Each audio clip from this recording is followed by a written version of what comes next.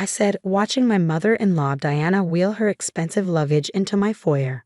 I just finished setting up the guest room's security cameras. The smile froze on her face. Security cameras? Don't be ridiculous, Amanda. This is family. I'm here to help fix whatever's wrong with you that's making my Michael so unhappy. I wanted to laugh at the irony. Just 3 hours ago, I discovered why Michael had been so unhappy, in the form of hundreds of messages to his coworker Jessica on a hidden phone I found while doing laundry. The text painted a vivid picture of their 6-month affair, complete with plans to leave me once he made partner at his law firm next month. The guest room's all yours, I said cheerfully, helping her with a bag. I've even installed new smart locks on all the doors. For security, of course. Diana's perfectly manicured hand tightened around her purse. At 58, she still dressed like she was competing with women half her age, today sporting a designer outfit that probably cost more than most people's monthly rent. She'd never approved of me, the public school teacher who trapped her precious son with marriage before he could fulfill his potential. Smart locks, Amanda, really? Michael mentioned you've been acting paranoid lately. This is exactly why I'm here. I led her upstairs, thinking about the hidden phone currently backing up its contents to my laptop. Michael had gotten sloppy, probably believing I was too trusting to ever check. After 10 years of marriage, he still thought I was the same naive 23-year-old who'd fallen for his charm. The cameras sync directly to my phone, I explained, showing her the guest room. They record audio too. Just installed them this morning after Michael left for work. Diana set her bags down, frowning. You're being ridiculous. My son would never. Never what? I interrupted pleasantly. Never cheat. Never plan to leave his wife. Never spend our 10th anniversary with his 24-year-old mistress while telling me he was at a conference. The color drained from her face. You're lying. Michael would tell me if he was unhappy enough to. My phone chimed. The backup was complete. Would you like to see the messages, Diana? They're quite detailed, especially the ones about how he plans to avoid giving me any of the assets once he makes partner. Jessica seems very interested in the house. Diana sank onto the guest bed, her composure cracking slightly. If there's been some indiscretion, I'm sure we can fix it. That's why I'm here. Michael called me last week, said you've been distant, checking his phone, asking about his late nights at work. Imagine that. I mused, sitting in the armchair across from her. Almost like I suspected something. By the way, how's the foundation doing? The children's charity you chair? The sudden topic change threw her. The foundation? It's fine. Why? Just curious. Since you handle all the finances, must be challenging keeping track of all those donations. Her eyes narrowed. What are you implying? Nothing yet. But you might want to check your text messages with Michael from last month. The ones about moving certain funds around before he leaves me. The charities board might find those interesting. Diana stood up so quickly she almost tripped on her designer heels. You're bluffing. Those messages were deleted. Were they? Want to bet your reputation on that? I pulled out my phone, holding it just out of her reach. Amazing what data recovery software can do these days. Almost as amazing as finding out my mother-in-law helped plan her son's divorce strategy. I was protecting my son, she hissed. You never deserved him, or this house, or any of our family's connections. You've been holding him back for years. I stood up, feeling strangely calm. You know what the funny thing is? I installed the cameras this morning before finding the phone. Want to know why? She took a step back, probably seeing something in my expression that finally made her nervous. I installed them because 3 days ago, I overheard you and Michael planning how you'd move in to document my unstable behavior, create evidence for the divorce. Imagine my surprise when his hidden phone gave me so much more. The security camera in the corner blinked steadily, recording Diana's face as it cycled through shock, fear, and fury. Everything was going exactly as I planned, but she didn't need to know that part 2 of my strategy was already in motion. What do you want? She finally asked, her voice barely controlled. I smiled, heading for the door. Right now. Nothing. Just enjoy your stay, Diana. The cameras will make sure everyone's behavior is perfectly documented. As I walked downstairs, I heard her frantically dialing her phone, probably calling Michael. Let her. The next few days would be very educational for everyone involved. My phone buzzed. A text from Michael. Mom says you're acting crazy. We need to talk when I get home. I typed back, looking forward to it. Your mom's all settled in. The security cameras are working great. Then I turned my phone off and went to prepare dinner. After all, I had 2 guests to cook for tonight, and I wanted everything to be perfect. The stage was set, the players were in position, and Diana had no idea she just walked into a trap 10 years in the making. Sometimes the best revenge isn't about getting even. It's about getting everything. Michael arrived home at 7:30 p.m. His expensive suit slightly rumpled and his cologne a bit too strong. No doubt trying to cover up traces of his afternoon meeting with Jessica. His face darkened when he saw the dining room table set for 3. Mom says you've lost your mind, he announced, loosening his tie. Security cameras? Really, Amanda? I continued serving the pot roast I prepared, his favorite meal. Just trying to keep everyone safe. Wine? Stop playing games, he snapped. What's really going on? Why don't you ask Jessica? I suggested mildly. She seems to know a lot about what's going on, especially regarding your partnership bonus next month. The color drained from his face. Before he could respond, Diana swept into the dining room, her heels clicking aggressively against the hardwood floors. Michael, she's threatening me with some ridiculous accusations about the foundation, she declared. We need to move up the timeline. Mom. Michael cut her off. But it was too late. I sat down, smiling. Timeline? Do tell. The security camera in the corner blinked steadily, catching every moment of their panicked exchange of glances. I positioned the dining room camera perfectly. It had a clear view of their faces and picked up audio beautifully. Amanda? Michael tried his lawyer voice, the one that had first attracted me when we met. You're clearly under a lot of stress. Maybe we should discuss this privately. With the cameras off, I asked innocently, but then how would we document my unstable behavior for the divorce proceedings? Diana's fork clattered against her plate. Michael's jaw tightened. How did you? No. I finished for him.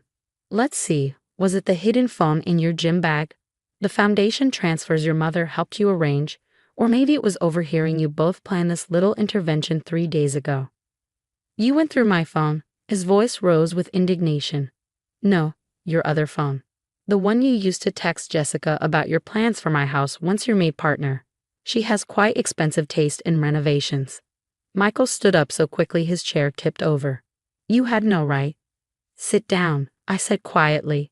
The cameras are watching, remember? Wouldn't want to appear aggressive on video. He sat, hands shaking with rage. Diana hadn't touched her food, her face a mask of calculated concern. Whatever you think you know, she began, we can discuss this as a family. We're not family, I interrupted. We're witnesses, and everything happening right now is being recorded and backed up to multiple secure locations. Are you threatening us? Michael demanded. I took a sip of wine. Not at all. I'm just documenting everything. Like the fact that you're wearing the same suit you wore in the photos Jessica posted from your business lunch today. The ones where you're clearly not at that office. His face went pale. What photos? Oh, she's not very careful with her social media, especially after a few drinks. She even tagged the hotel. Diana jumped in, trying to salvage the situation. Amanda, clearly we all need to take a step back. Like you did when you helped Michael move money from our joint accounts. I asked. Or when you suggested he document my mental instability to avoid a fair divorce settlement. The security camera hummed quietly, recording Diana's expression as it shifted from fake concern to naked hostility. You deserved it, she hissed. 10 years of watching you hold my son back, living in this house that should have gone to someone worthy of our family name. Mom, stop, Michael warned, but she was too angry to listen. We had it all planned, she continued. The evidence of your instability, the documentation of your paranoid behavior, the gradual transfer of assets. Everything was perfect until you started snooping. I pulled out my phone and pressed stop on the recording app. The backup to my camera system. Their faces shifted as they realized what had just happened. Thank you for that confession, I said cheerfully. The cameras caught it too, of course. But it's always good to have backup evidence, especially regarding the foundation funds. Michael slumped in his chair, his lawyer mind finally catching up to what had just happened. Diana's hands trembled as she reached for her water glass. What do you want? He asked quietly. I stood up, smoothing my napkin. Finish your dinner. We'll discuss terms tomorrow. I have all the documentation my lawyer needs, including evidence of financial fraud, conspiracy, and deliberate manipulation of charitable funds. The question isn't what I want. I paused at the doorway, turning back to face them. The question is, what are you willing to give up to keep this quiet? As I headed upstairs, I heard Deanna's sharp whisper, "Fix this, Michael. She's bluffing." "Shut up, Mom," Michael snapped. "Just shut up."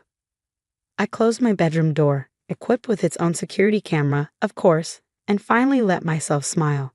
Phase 2 was complete. They'd walked right into it, their arrogance making them sloppy, their sense of superiority blinding them to the trap until it was too late. Tomorrow would bring Phase 3, but for now, I had one last call to make. I dialed my lawyer's number, knowing she was waiting for my update. "Did you get it?" she asked. "Every word," I confirmed. "The foundation confession, the conspiracy admission, everything. Your timing with Jessica's social media posts was perfect, by the way."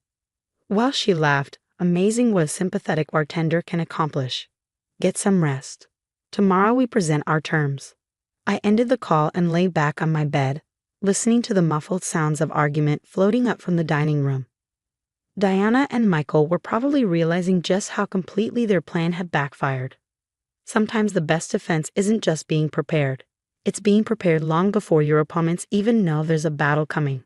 The next morning, I sat in my lawyer's office. Across from me, Michael and his mother, Diana, looked uncomfortable in their expensive chairs. On the table lay all the proof: bank records, text messages, social media posts, and worst of all, video footage from the night before. "Let's talk about the terms," said my lawyer, Catherine, calmly. "Mrs. Walker has been more than fair, considering what's happened." Michael leaned forward, trying to sound professional. "Before we go on, I want to talk about whether those recordings are even legal." "This is a single-party consent state," Catherine said quickly, "and here's the paperwork about the foundation." She pushed a folder across the table. "I think the board would be very interested in this." Diana's hand trembled as she took the folder. Her perfect makeup couldn't hide how tired she looked. "This is blackmail," she whispered angrily. "No," I said quietly. "This is called taking responsibility." Catherine opened her laptop. "Here's what we want. Amanda keeps the house, paid off. The joint bank accounts will be split evenly after the hidden money is returned. And the foundation documents won't be made public as long as you both sign a contract promising to keep quiet about all of this." "That's crazy," Diana snapped. Michael earned. "Mom, stop." Michael looked exhausted. Then he turned to me and really looked at me for the first time in a long while. "You planned everything, didn't you? The cameras, your mom moving in, all of it." I nodded. "I learned from watching you. 10 years of seeing you work in court taught me how to build a case." He looked impressed, despite himself. "And Jessica's social media posts. Let's just say bartenders are more loyal to good tippers than to smooth-talking lawyers," I said with a small smile. She was happy to help Jessica post freely. Diana jumped up. "This is insane. We won't agree to." "Sit down, Mother," Michael said sharply. "You've already done enough." Catherine pulled out one last paper. "One more thing. Michael, your law firm's partnership announcement is next week, right?" Michael tensed. "Yes." "Why?" "Sign everything today and your affair stays private. But if this drags on..." She nodded toward the evidence. "Let's just say most law firms don't like drama." The room went quiet except for the hum of the air conditioning. I watched Michael think. Finally, he picked up a pen. "Where do I sign?" "Michael." Diana cried. "You can't." "Enough," he said. "You're going home today. You've caused enough damage."